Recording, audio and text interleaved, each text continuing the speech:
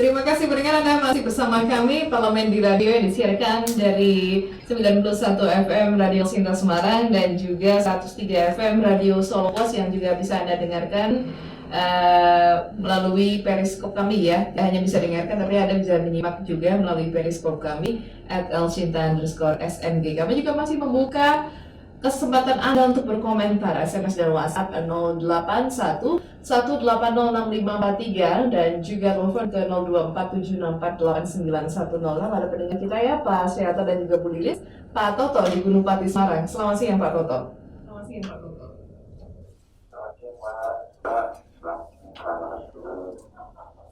Ya silakan Pak. Apa yang disampaikan? Saya usulnya gini, kalau menurut saya ini ya, bagaimana sih kalau misalnya Pemprov kan punya banyak aset, ya, asetnya banyak di berbagai tempat. Gimana kalau begini coba dioptimalkan aset itu.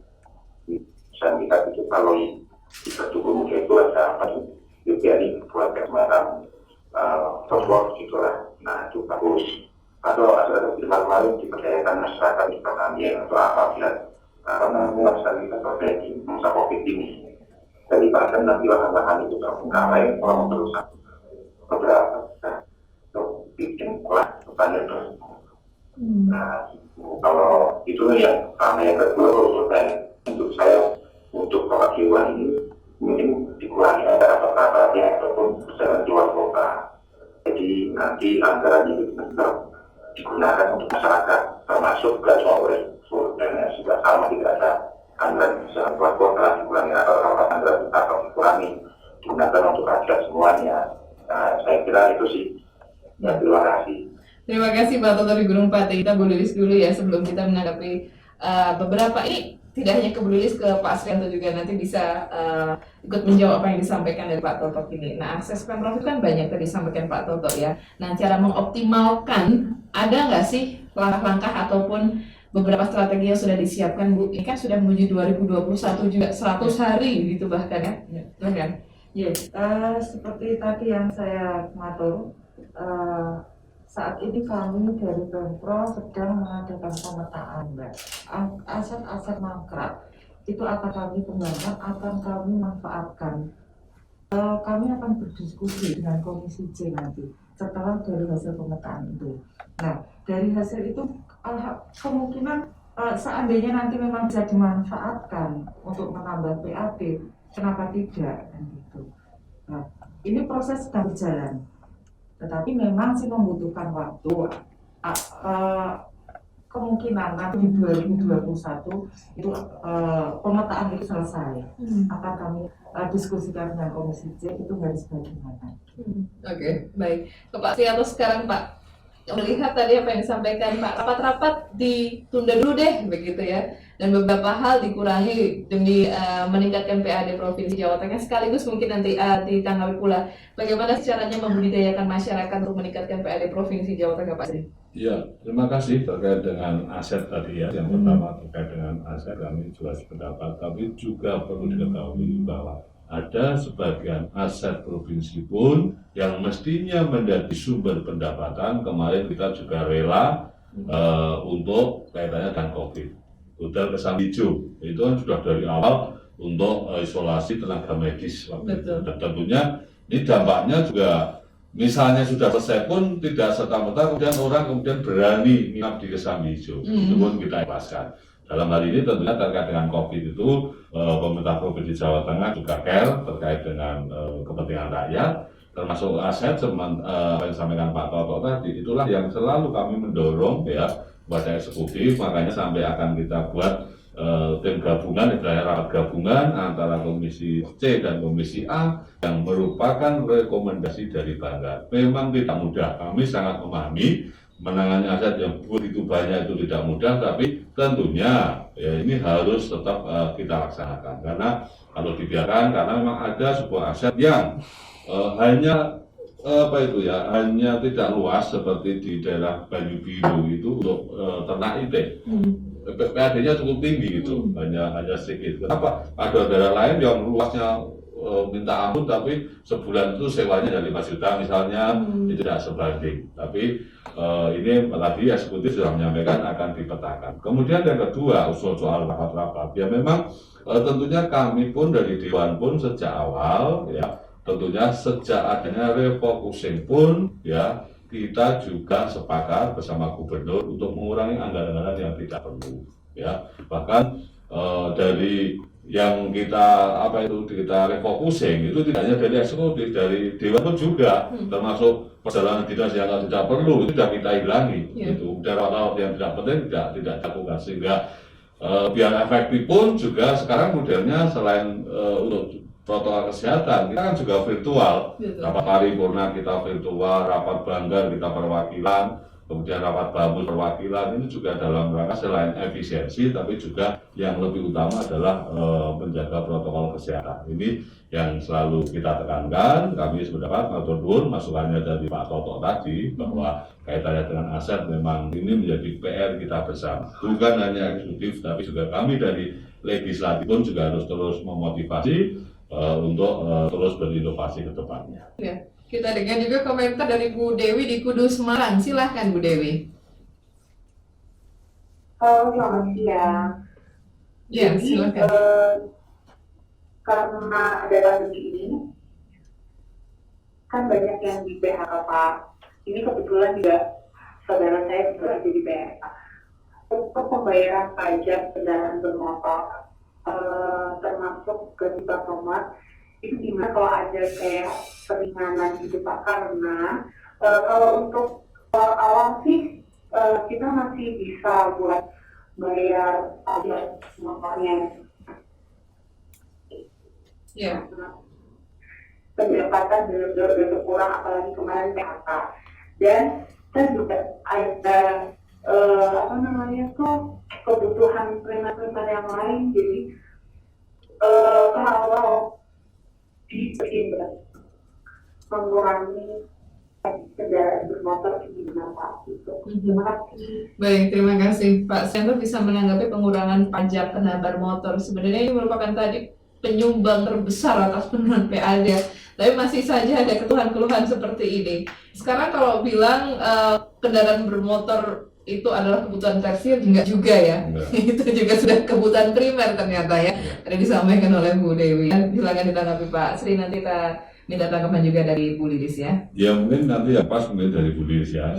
Tapi setidaknya gini lah, kaitannya dengan pajak kendaraan, pastikan misalnya suatu saat kan ada yang namanya pemutihan, ya itu menjadi ranah eksekutif, dalam arti menjadi mungkin lewat SK Gubernur Bu ya, SK atau peraturan Gubernur. Kemudian ada keringanan relaksasi kaitannya dengan corona, itu mungkin lebih pas kaitannya dengan relaksasi, karena memang kemarin sebelum corona pun dari Bapeda pun juga punya PR yang cukup besar terkait dengan piutang pajak kendaraan bermotor. Ini yang sudah lama beberapa tahun, tentunya ini juga selalu menjadi temuan BPK. Bukan karena Bapedanya tidak bisa kerja, tapi memang ternyata faktor yang ada di lapangan itu begitu krusialnya, begitu beragam. Apalagi dengan COVID ini nanti pasti ke depan juga akan muncul persoalan baru, termasuk yang tadi muncul lagi ketika bayar pajak belum mampu. Nah ini kan nanti tentunya bagi kami sebagai wakil rakyat ini kita tampung, tentunya nanti akan kita sampaikan dalam rapat-rapat yang penting terkait dengan eksekutif bersama eksekutif.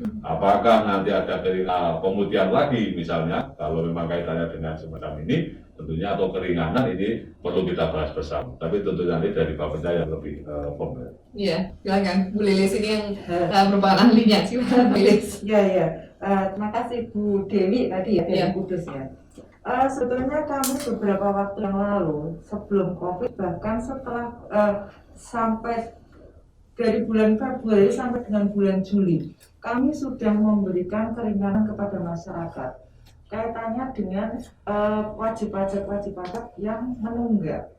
Kami ada denda kita nolkan. Artinya kita juga berpihak kepada rakyat, ayo siapa yang mau membayar, kita beri keringanan dendanya itu, tidak dikenakan denda sama sekali. Kemudian Kami bekerja sama dengan BUMDes, kami bekerja sama dengan BPR BKK, tetapi memang untuk BPR BKK kami baru bekerja sama dengan yang Purwodadi. Mereka adalah lembaga yang bisa menalangi untuk pembayaran kendaraan bermotor itu. Panjenengan nanti dari wajib pajak bisa kemudian mengangsur ke kedua lembaga tersebut. Artinya kita juga memberikan stimulus kepada masyarakat, memberikan kemudahan kepada masyarakat. Jadi berkaitan dengan tadi yang dikatakan Pak Srianto, kaitannya dengan piutang pajak kendaraan memang menjadi selalu akhirnya jadi PR bagi kami, Bapenda. Di tahun 2019 piutang kami memang ada sebesar 2 triliun piutang pajak kendaraan bermotor. Tetapi itu pun juga kami juga terus berupaya untuk mengurangi di tahun depan. Mudah-mudahan meskipun kan kondisi COVID ini mudah-mudahan harapannya sih tidak bertambah. Tetapi ya kita istilahnya kalau COVID itu mau memilih mana, ekonomi atau kesehatan begitu. Jadi kami juga upaya kami hanya memberikan kemudahan kepada masyarakat agar tidak ada kerumunan. Kita ada yang namanya aplikasi Sapoli, bisa bayar di mana saja, bisa kapan saja, 24 jam kami persilahkan. Ada yang namanya pengesahan, tidak perlu lagi datang ke Samsat untuk melakukan pengesahan. Pengesahan bisa tadinya 14 hari sekarang menjadi 30 hari. Artinya kemudahan kepada masyarakat, kepada wajib pajak, dan kita tidak artinya mudah-mudahan tidak kurang-kurang. Itu kemudahan tersebut masih belum bisa ditentukan akan sampai kapan gitu. Jadi masyarakat saat ini masih bisa mengakses begitu ya Bu Lilis ya? Untuk Sapoli bisa Mbak, tetapi untuk pemutihan memang kami kemarin dari bulan Februari sampai dengan bulan Juli. Nah nanti misal dari masyarakat memang ada keinginan ke arah itu, nanti saya akan bisa matur kepada pimpinan, kepada Pak Gubernur, mungkin nanti akan ada, tapi kami juga tidak berani menjanjikannya gitu ya. Yeah. Mengingat juga nyatanya PADK kita juga ya seperti turun drastis seperti ini, jadi kita juga agak Iya, semua juga mengalami hal ini begitu ya. Kita juga ada pendengar kami melalui SMS dan juga WhatsApp yang sudah masuk ke 0811806543. Di sini ada Pak Erna Yuliawan yang menyampaikan saat pandemi kok mikir peningkatan PAD lah, rakyat aja pada mumet golek pangan misalnya seperti itu ya. Lalu di sini Pak Sugeng menyampaikan tenang saja, jangan dibikin pusing karena masih banyak sektor potensial yang perlu dinaikkan kembali. Jadi kita harus tetap optimis untuk meningkatkan PAD Provinsi Jawa Tengah ya. Kaitannya dengan kondisi rakyat yang sekarang kalau pemerintah bingung dan pusing meningkatkan PAD seperti apa. Tapi kondisi masyarakat di sini kan tadi nggak ada usulan bagaimana agar masyarakat juga dibudidayakan dalam peningkatan PAD Pak Sri, tapi tanpa mengurangi pendapatan mereka dan juga pemasukan mereka. Saya kira menarik ya kalau masyarakat terlibat ya dalam rangka ikut mendongkrak pendapatan tadi. Iya. Ya misalnya yang simpel-simpel saja, aset yang mangkrak misalnya dibudidayakan oleh masyarakat, memberi penghasilan masyarakat, sekaligus juga memberi penghasilan pada pemerintah karena mereka kan tidak gratis semata, misalnya bayar atau dari hasil panennya misalnya. Ini kan juga sebuah inovasi yang bisa dikerjasamakan. Kemudian kalau tadi pemerintah pusing terkait dengan menaikkan PAD, tentunya memang seperti ini kenyataannya. Pada secara nasional saya kira kondisi ini kalau sampai berlarut-larut juga sudah kita tidak bisa bayangkan lagi ya. Setidaknya pertumbuhan ekonomi, apalagi Jawa Tengah kita kemarin dalam nota keuangan termasuk yang disampaikan Pak Gubernur, prediksi kita, target kita di 2021 itu kan pertumbuhan ekonomi 4%, sekitar 4%. Ini saya kira target yang sangat berat ya, kalau kondisi seperti ini. Tapi tentunya karena ini sebuah target, makanya sama-sama kita semuyung. Karena ini nanti di awal bulan ini, Oktober ini, kita banggar juga akan berjibaku selama 5 hari, rapat ditunggang lagi kemungkinan karena kondisi COVID tidak mungkin di ruangan yang di sini. Nanti akan kita satu persatu. Pasti yang menarik sesi pertama kaitannya dengan pendapatan. Nah, ini nanti OPD satu persatu nanti kita hadirkan bersama bangga sehingga minta satu persatu dari target yang kemarin, kemudian nanti dengan kondisi seperti itu di 2021 seperti apa. Yang pasti bahwa APBD kita kan sudah terkoreksi dengan tahun ini aja sudah nanti sekitar 2 triliunan. Kalau sudah mencapai 28 di APBD kita yang kemarin dipasang ini baru 26,573. Ini tentunya memang kita menyesuaikan kondisi. Jadi saya kira Pak yang perlu kami sampaikan. Iya. Oke, Bu Lilis, tadi ada potensi nggak sih memberdayakan masyarakat? Saya maaf ya, tadi memberdayakan masyarakat untuk meningkatkan PAD seperti apa yang tadi disampaikan. Misalnya nih aset-aset yang mangkrak karena kondisi memang pemerintah provinsi mungkin dari segi SDM-nya sekarang ruangnya terbatas begitu ya. Masyarakat-masyarakat sekitar nih, apalagi yang terdampak COVID-19 bisa nggak sih diberdayakan sehingga paling tidak itu tidak hanya memberdayakan masyarakat, tapi juga memberdayakan peningkatan PAD kita, Bu. Ada nggak kira-kira? Kalau misalnya belum ada rencana atau wacana itu, paling nggak potensi tersebut ada nggak sih, Bu? Sebetulnya untuk memberdayakan masyarakat itu kan kita dari pemerintah juga selama ini sudah memberdayakan masyarakat. Dinas Koperasi bagaimana usahanya untuk pemberdayaan masyarakat. Dinas Pertanian seperti apa, BP3AKB seperti apa. Artinya pemerintah itu juga sudah nggak kurang-kurang sih menurut saya, gitu. Didukung oleh dari DPRD pemberdayaan masyarakat, ya seperti itu Mbak, artinya sepertinya memang nggak kurang-kurang ya. Jadi sudah artinya ya Bu ya, tapi ya. Bisa nggak sih ditingkatkan lagi gitu Bu? Perkara kemudian yang namanya gimana ya, kebijakan itu kan kadang ada yang ya setuju, oh iya bagus, ada juga yang enggak, nah gitu loh. Artinya ya ada yang merasa enggak serap, itu ada juga kan gitu loh. Ya macam-macam gitu ya. Masih perlu banyak diskusi, masih perlu banyak pembahasan lainnya, tidak hanya dari Bu Lilis saja, tidak hanya dari Bapeda saja, tapi juga OPD-OPD yang lain juga harus ikut andil begitu ya. Oke, tidak terasa pendengar dan juga para narasumber kami hampir 1 jam bersama kita di Parlemen Radio, tapi kami juga ingin mendengar closing statement alias harapan-harapan ataupun langkah berikutnya dari pemerintah Provinsi Jawa Tengah, sekaligus usulan-usulan yang nantinya bisa direkomendasikan ke pemerintah dari anggota Dewan. Ke Pak Srianto dulu ya, apa yang disampaikan Pak? Yang pertama tentunya mari sama-sama kita tetap optimis ya, menetap di 2021 nanti walaupun tentunya penuh dengan halangan, penuh dengan tantangan. Kemudian terkait dengan upaya mendapatkan PAD yang signifikan, tentunya mari sama-sama kreatif, inovatif, khususnya para OPD yang mengelola, karena aset kami Jawa Tengah itu berada di hampir seluruh OPD yang ada. Tidak hanya beban dari BPKAD, tidak hanya beban dari Bapeda, tapi juga OPD-OPD pun juga menjadi penyangga kaitannya dengan pendapatan di daerah. Kemudian yang terakhir tentunya komunikasi, ya, komunikasi yang baik antara eksekutif legislatif tentunya bisa untuk memecahkan persoalan sepelik apapun persoalan tersebut. Kita juga berharap seperti itu ya. Silakan Bu Lilis. Ya. Kami dari eksekutif selalu mendukung apa yang menjadi komitmen bersama antara eksekutif dengan legislatif. Dalam rangka pemberdayaan masyarakat kami selalu mendukung itu. Kemudian kaitannya dengan pajak. Dalam kondisi seperti ini memang kita tidak kemudian secara vulgar ayo tingkatkanlah kepatuhan pembayaran pajak. Kita agak bingung juga gitu.